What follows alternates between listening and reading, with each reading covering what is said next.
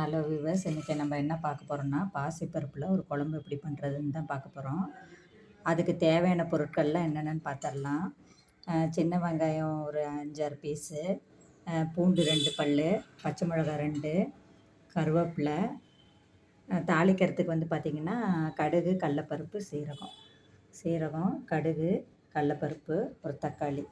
அப்படியே முழுசாக காட்டுறேன் பார்த்துக்கோங்க என்னென்ன பொருட்கள் தேவையான பொருட்கள்னு. சின்ன வெங்காயம், பூண்டு, பச்சை மிளகாய், கருவேப்பிலை, தாளிக்கிறதுக்கு கடுகு, சீரகம், கடலப்பருப்பு, தக்காளி சின்ன சின்ன பீஸாக வெட்டிக்கோங்க, சின்ன வெங்காயத்தை வெட்டிக்கோங்க. இந்த பூண்டு, பச்சை மிளகாய் எல்லாத்தையும் குட்டி குட்டி பீஸாக நறுக்கி தனியாக வச்சுக்கோங்க. வேணா நீங்கள் ஒரு வரமிளகா கூட சேர்த்திக்கலாம்.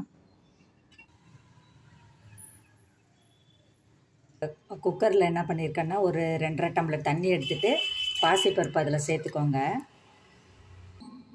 கொஞ்சமாக மஞ்சத்தூள் சேர்த்துக்கலாம்.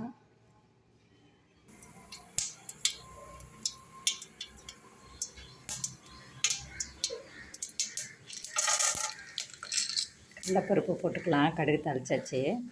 இப்போ வெட்டி வச்சுருக்க சின்ன வெங்காயம், பூண்டையும் போட்டுக்கலாம். பச்சை மிளகா,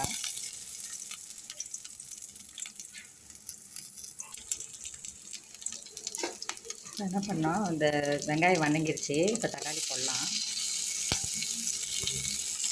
கருவேப்பிலையும் போட்டுருங்க. போட்டு நல்லா வதக்கலாம்.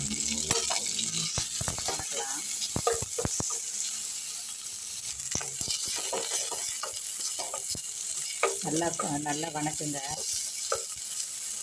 நல்லா வேகிற வரைக்கும்.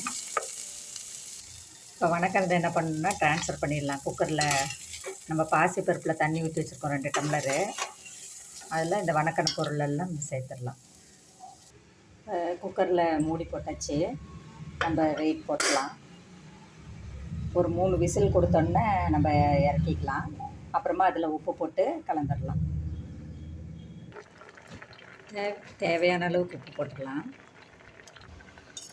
நல்லா குழம்பு ரெடி ஆகிடுச்சு. இப்படி தான் இருக்கும். இது நல்லா இட்லி, சப்பாத்தி, தோசை எல்லாத்துக்குமே போட்டுக்கலாம். சுவையான பாசிப்பருப்பு குழம்பு ரெடி ஆகிடுச்சு.